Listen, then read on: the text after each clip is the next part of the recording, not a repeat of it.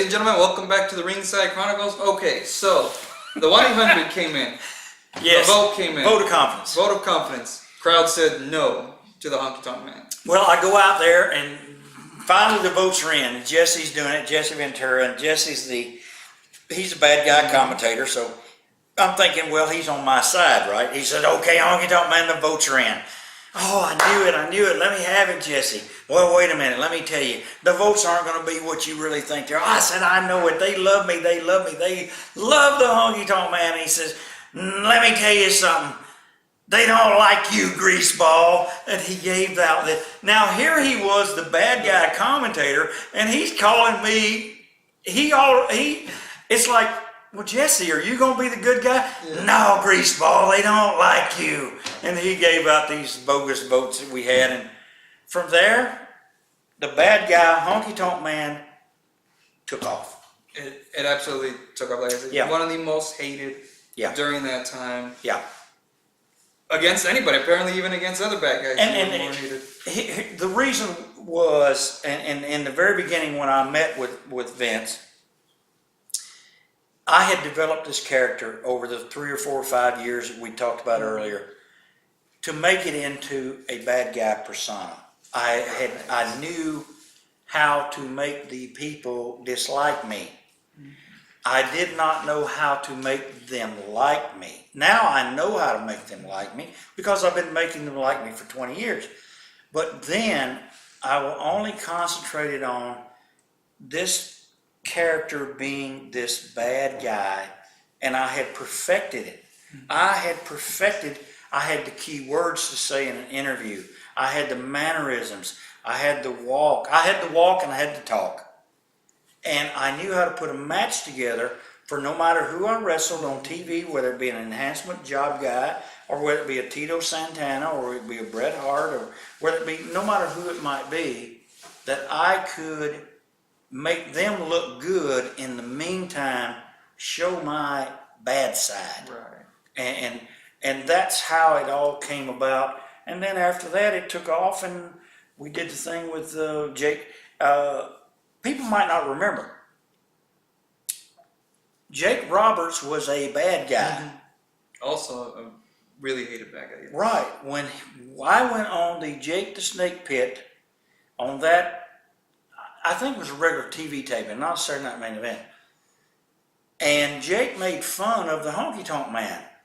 And when Jake turned his back, whap! Jake got a brutal tune. I was, people say you played a good tune. Well, it was a brutal tune. But Jake caught the guitar, and that automatically switched Jake then from being a bad guy, Jake the Snake, into a good guy, Jake the Snake, which then catapulted us into WrestleMania 3. WrestleMania 3, one of the biggest. 94,000. 94,000. Probably the biggest WrestleMania so far. What was it like when you walked out that curtain? We had been on the road for 50 or 60 days, and we all smelled the same. And we never knew it was going to be that big. We never dreamed it was going to be that big. You asked me earlier about, did we ever think the WWE or WWF would ever be as big as it was? No. After WrestleMania 3, we knew it was big. We knew this Vince McMahon, WWE, WWF thing, it had some legs, it had some wheels. Mm-hmm. And it was pretty much going to be unstoppable. Because when you can draw that many people to an event, you have that many people watching your shows, and every arena we went into, we had 3 wrestling shows every night, 300 days a year. Every one of them were sold out. Whether it be Hogan, Macho Man, Honky Tonk Man, Jake Roberts, it did not matter who was on top. 3 shows a night across North America, turn away crowds, 15, 18, 20, 25,000 people, night after night after night. Then you know it's not going to ever be stopped. Yeah. This is something that's like the Rolling Stones. The only way they'll ever be stopped is when they just say, we're done, and they quit. WWE will go on forever because the groundwork was set that way. Coming off of that people ask me the same thing you did. How was it? 94,000 people. You don't see the people's faces. Everyone looked like little tiny people. They looked like little ants. Mm-hmm. And you don't really see anything. But it was a fantastic show when you go back and look at it. It was put together it was put together great. Every match on the card meant something. Every match had a meaning. The use of the managers, Jimmy Hart, Alice Cooper, everybody had a role. Everyone involved in that event meant something. And it meant something to the fans. Mm-hmm. That's why it did 94,000 people. Will the record be broken? I think so. Really? Okay. Yeah. Because they have the ability to do it. They just have not been able to put all the talent into the puzzle again that quite way. The same way. It can be done. It will be done. They're getting close. They're doing 80,000, and I hear they're going to go to Texas Stadium and try to do 100,000. And when you're hitting the 75, 80,000 people, you're getting close. Mm-hmm. But you're still 25,000 away. So, yeah. But the pay-per-view business around the world is so much bigger now. Mm-hmm. They don't. To break the record of 100,000, it's not a big deal. I think Vince wants to do it. Yeah. But that show, that event, catapulted all of us into. And someone had it over here a minute ago, and we'll get it after this segment. Catapulted us into bigger than life superheroes. Right. We became cartoon characters. We became these guys that little kids bought towels and shirts and hats and bandanas and Hogan wigs and all these things. Toys. The toys, the merchandise. You were more than just pro wrestlers. You were icons. Right. Pop culture icons. We were bigger than movie stars. Not getting paid like movie stars. But going back to something I said earlier about Vince McMahon saying to me about, I can see little kids with wigs and glasses and jumpsuits. Vince is not a Vince could care less about whatever wrestling in that ring. Vince is thinking about the next thing that he can put out there to the public that is a product. Mm-hmm. The wigs, the glasses, the jumpsuit. He was wanting to market merchandise. Yes. If he can get a jumpsuit made for 50 cents and sell it for $25, money in the pocket. Money in the pocket. He's better than the used car salesman. Yes. That's the thing. And when I talk about merchandise, Hulk Hogan, and guys don't want to believe this nowadays, even now, John Cena's doing, $20 million a year. $30 million a year. Hogan was doing $20 million a year 25 years ago. It was unbelievable. The merchandise money was so big, and when we come back out of this segment, I'm going to show you a piece of merchandise, talk about it, and then I'll compare that piece of merchandise to something I was talking to my son about a few days ago, about the difference in how someone gets paid on merchandise. Oh, cool. But anyway, it's such a great. This is going to be interesting. Let's get to that. So we're going to take a quick break. We'll be right back.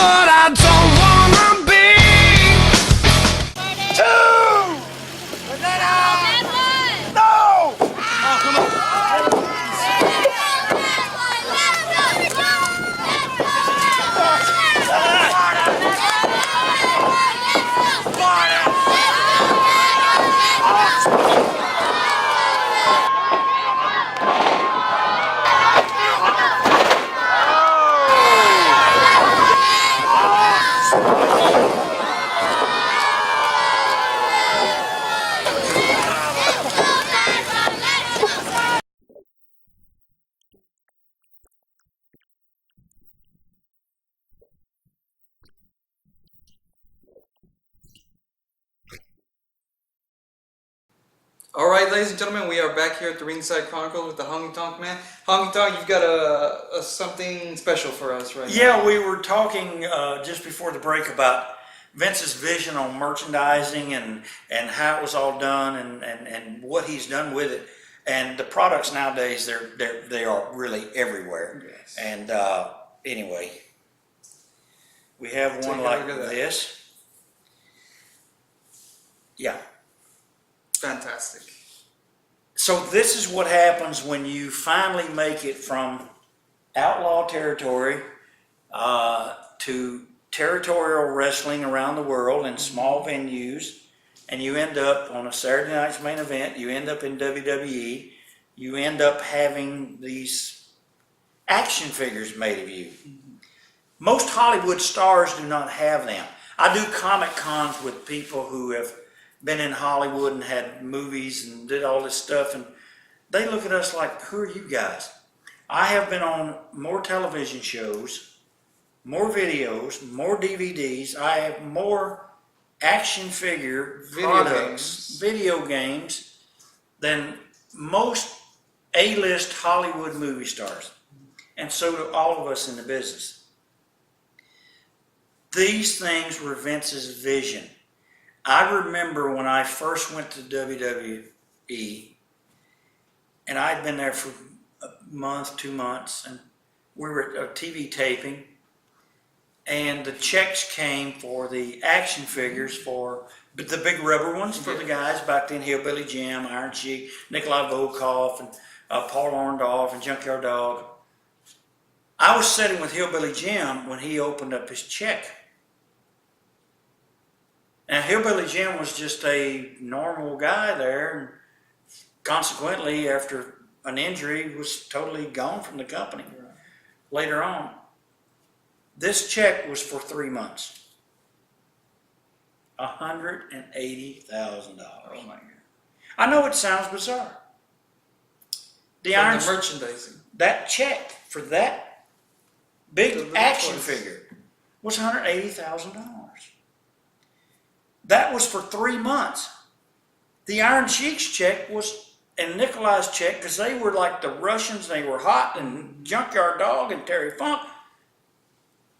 If Hillbilly's check was $180,000, what do you think a Hulk Hogan check was? And that was only one check that he got 4 times a year. Unbelievable.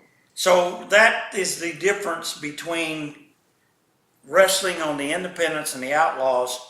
So then I get mine. I said, man, I can't wait, man. I'm like a dog waiting on a bone. I'm twiddling my thumbs, chewing my nails. You know, I'm a nervous wreck. So they put one out on me, and I'm so happy. And I was telling my son a few days ago, I'm glad we're doing this. That big rubber action figure right now is around 300, a little over 300 on eBay. Unsigned of me. They put 38,000 of them out only. And they only put them in Canada. They were not put out around the world. I didn't have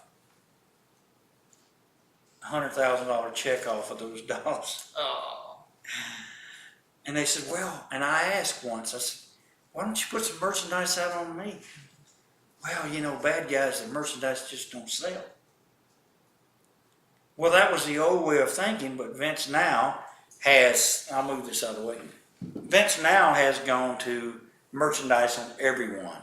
I mean, he's got merchandise on Hall of Fame guys, limo drivers. I mean, he don't give a shit. Oh, it's a family show. So that's how the merchandise came about, and we all still get little checks. I say little. Sometimes they're very little. But I'm not there, and the longer you are there, the more products, the more DVDs you're on, the more you have a chance to share those royalties. Yeah. And I left in the heat of the moment after 4 years, and if I'd been there, look, Undertaker's been there 20-something years. Can you even, in your mind, think of what his checks are? Unbelievable. probably heavy. All those Yeah. zeros. I mean, mine comes sometimes with 40 pages from just being there 4 years. It's got to be a box. Yeah. But anyway, I left, and then I didn't feel like I was being treated properly, so I got hot-headed and split, and then I was on hiatus or cold storage or whatever you call it for about 8 or 10 years, and then I was brought back to do the Billy Gunn, Rockabilly. Oh boy. We're jumping ahead a little bit here. Let's. Oh, we haven't even gotten to the peak. Of the Intercontinental the thing. Intercontinental record-setting Intercontinental. Yeah, that was. I mean, sometimes I skip over that because it was something where I wasn't supposed to win the belt. I was not going to get the belt. Ricky Steamboat won the belt from Macho Man.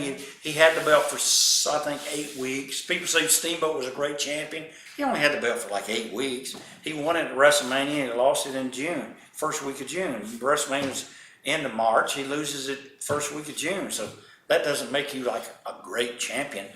But anyway, I just happened to be walking by at the Buffalo, New York TV tapings, and because I'd come off of WrestleMania with Jake and didn't know where I was going, I got a win over Jake, and you know, where am I going to be pushed to next? And Jake was going into purgatory because of, you know, Jake's outside activities, and that's probably why I got the win over Jake. I don't know. And then all sorts of politics things happened with guys. The guys I was going to wrestle, Jake was going into rehab. I couldn't wrestle him. Then I get the match with Steamboat because Butch Reed was to wrestle Steamboat and take the belt. Steamboat was going to quit. He wasn't going to quit. He wanted time off to be with his wife and newborn baby. Can't blame him for that.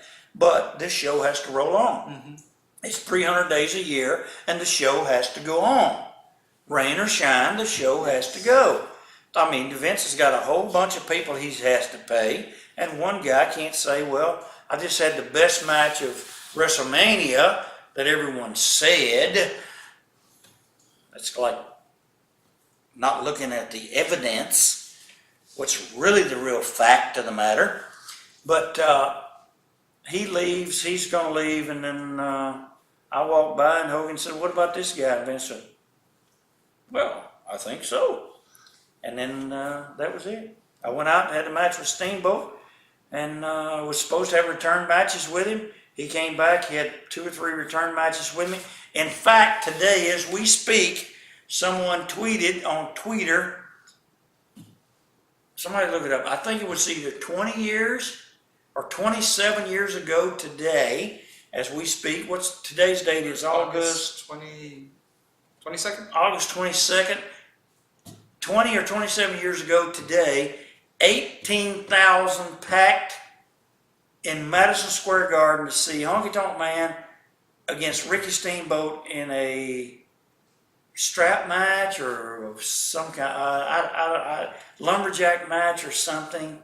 Anyway, he only came back to work me a few times, and then I went with Jake, and then Jake was going off to take care of his personal problems. So then every time someone was gone and I'm still the champion, you have a substitute. So the substitute has to win the match and make it a non-title match. So I in all actuality, I lost a hell of a lot of matches. I didn't win. I only won on TV. And I'd go on TV every week after all this was done, and I couldn't beat any of these substitutes that were brought in. I would say, there it is, Mean Gene. I still have it. I'm the greatest of all time. No one can beat me. But every person in America had just seen me get my cojones beat by someone who substituted for someone who was gone. And that was the Intercontinental run. Wow. Well, that's great. Let's go ahead and let's take another break here, ladies and gentlemen. We'll be right back. You had mentioned Rockabilly, so we're going to jump ahead a little bit there. So we'll be right back.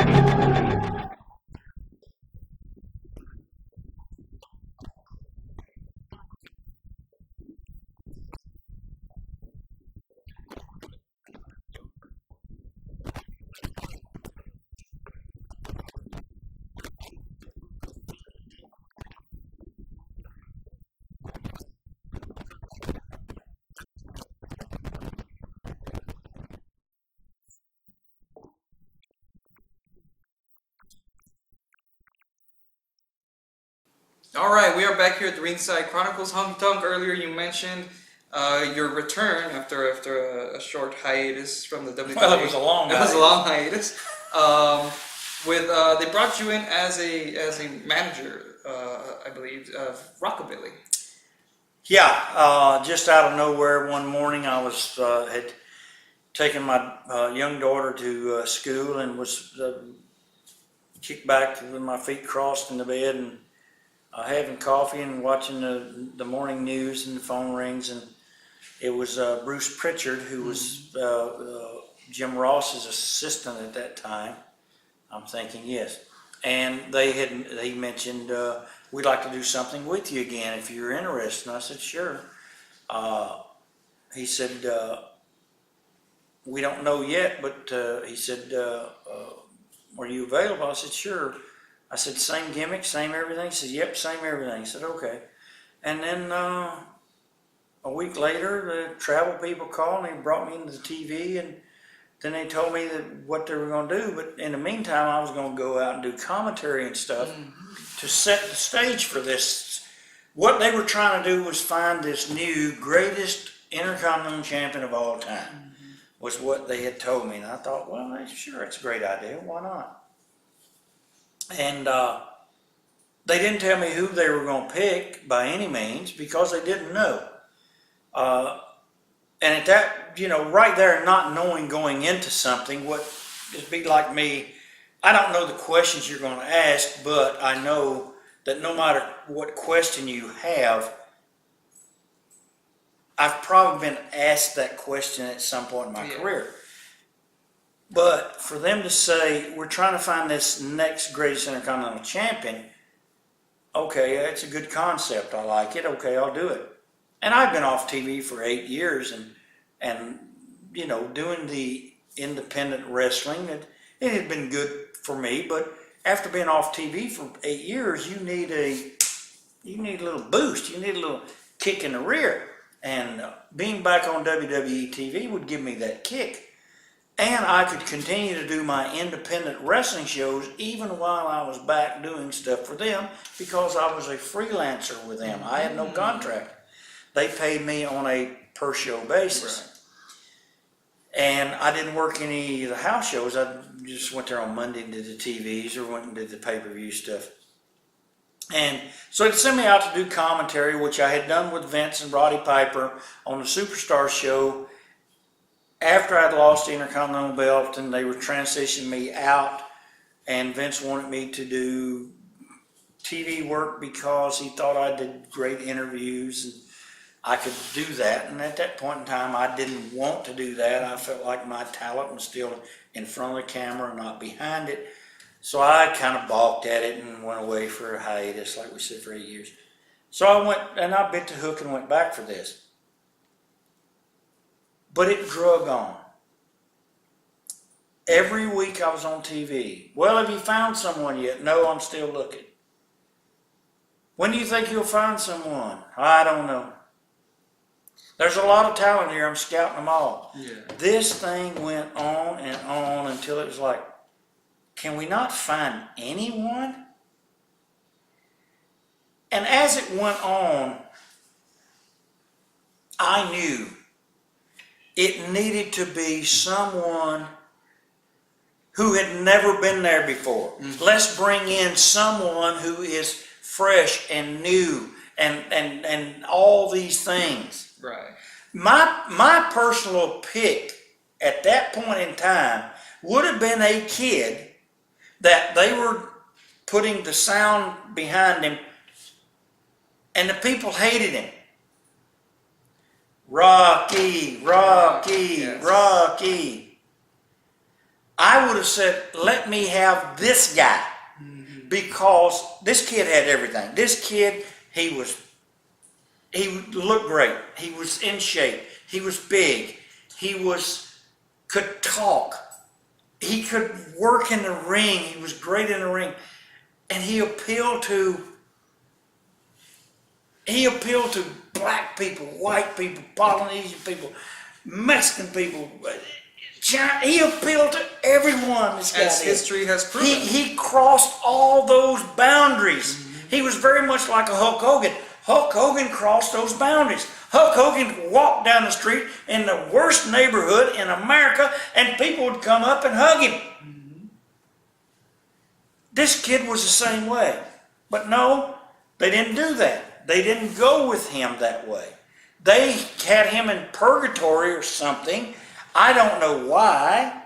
And for that whole segment of me being there, he was not the Rock that turned out to be the Rock, who I personally, I didn't tell them, but I knew this was the guy. If they mentioned it, I would have said, yes, yes, absolutely. Because the kid had everything. He had everything. I mean, this guy was a walking cash register. Yeah. So anyway, it went on and went on and went on. It bored me. I was tired of it. Right. And then they said, okay, we got one. This Billy Gunn. And I'd been going there doing commentary every Monday night and sitting at the table with Ross and Lawler and, okay.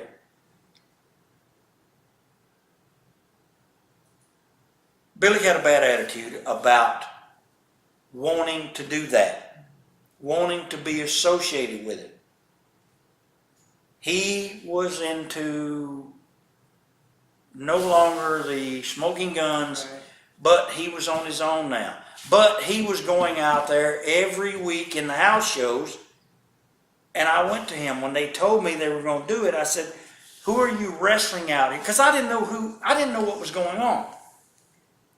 "Who are you wrestling every night other than on Monday Night Raw?" And he said, "Well, I'm wrestling Flash Funk and The Rock, Rocky, or, and this guy." "What are you doing?" I said, "What match are you in?" He said, "First match." "What are you doing?" "I'm getting beat. They're jobbing me." "Oh, so we're going to take a guy that is losing every match around the country on the first match on the card, and this is the guy." The next greatest intercontinental champion. Billy didn't want to do it. Billy still did not. To this day, him and I don't really talk. And he didn't want to do it then, and he don't even want to talk to me now. My job was to help him, to help a guy who was on the first match, losing every match, to try to make him somebody. It's the same as when I was with Greg Valentine, and Greg was rhythm and blues. Right. My job was to make rhythm and blues, take this guy who was Greg Valentine, the wrestler. "Oh, I'm Greg Valentine." And Greg will tell you now, I really wish I had played along with this much better, because we could have rode this thing and made some money with it. We were scheduled to get the belts, the tag belts, from the Hart Foundation until the Road Warriors came along. But Greg just did not want to put any effort into being the rhythm and blues with the guy with black hair. Billy Gunn did the same thing. I am trying to keep my run, my paycheck, existing a little bit longer.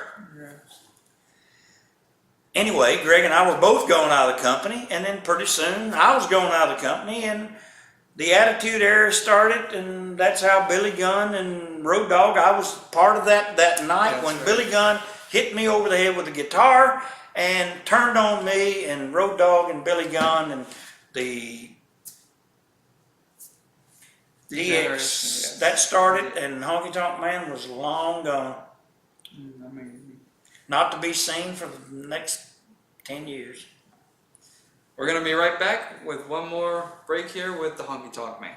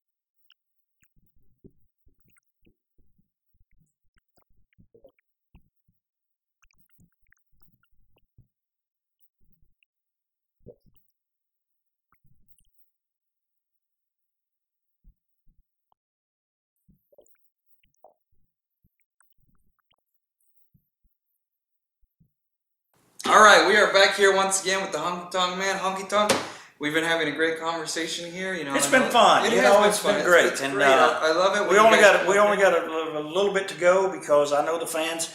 You can't sit around and listen to Honky Tonk Man talk about all this nonsense. But everything I said is pretty much key on. It's true, and we haven't beat and battered anybody or done any of those things. And after the I was gone, like we said, from the Attitude Era, and I went on to do, of course, my independent wrestling thing. Which you said you've been doing 20 years. Yes, and it's been what I like about it is the independent promoters, most of them, and I say most of them, I've only had a few that were maybe not only up and up in some things, but not very many. I weeded those out over the years, and I tend to have the same promoters call me over and over, and I enjoy coming in to the town, doing what I have to do to sell the tickets to help that promotion, and then spotlight their promotion, because if I can draw 20, 30, 50, 100 extra people to see the local promotion, then that might carry over, and they see the promotion, they see the show, they see the talent the locals have, then some of those people will come back the next time, and it's a crowd builder, because I'm not back next time. I tell people always, I'm like Haley's Comet. I come through every now and again. But when I do, and my name's out there, the Honky Tonk Man, WWE legend, that these extra people, they came to see me, but it's up to you guys now to put on the proper show to make them come back to see you, because I will be gone. And my job is to introduce your product to new people.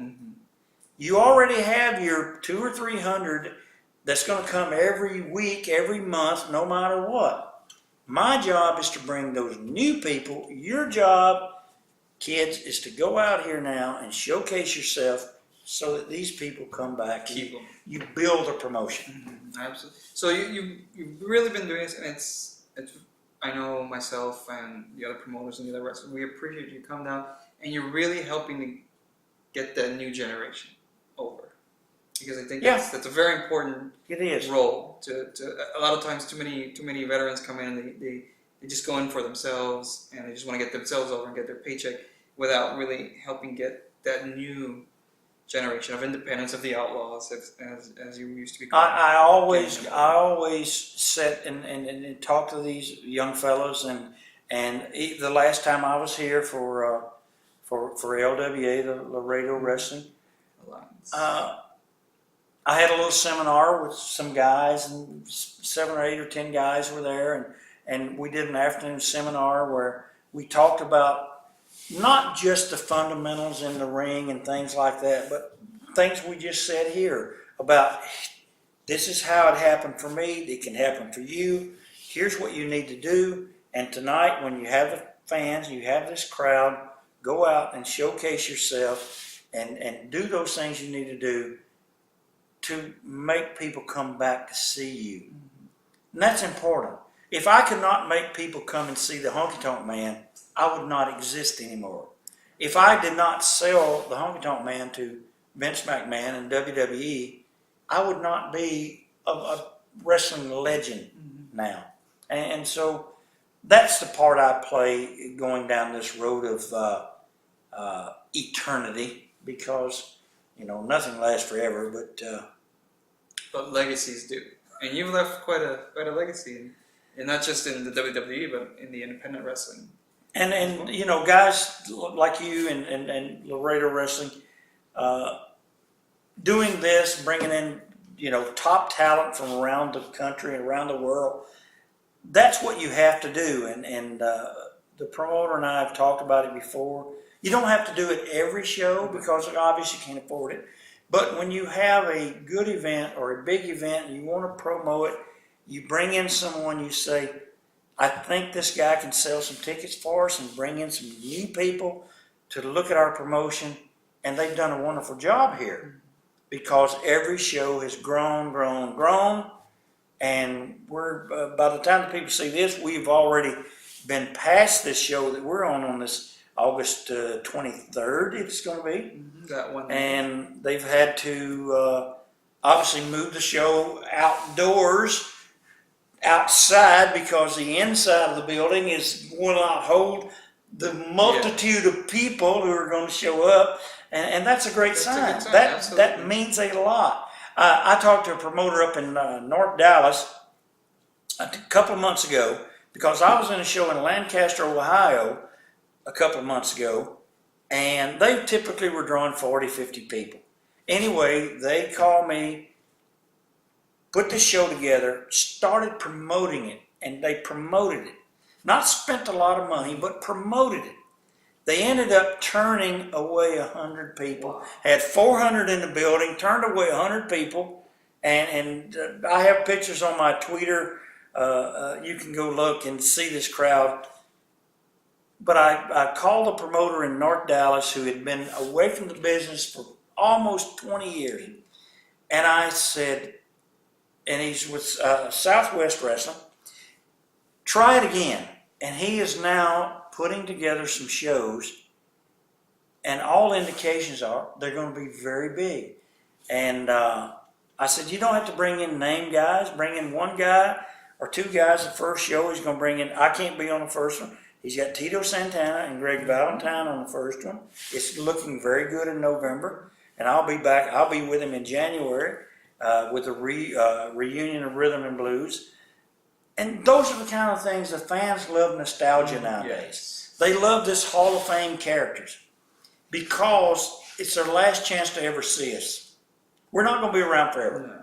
And that's what I do now. I tour the country and do these things and try to keep this business on the independent circuit, the outlaws. Young people need a place to perfect their craft.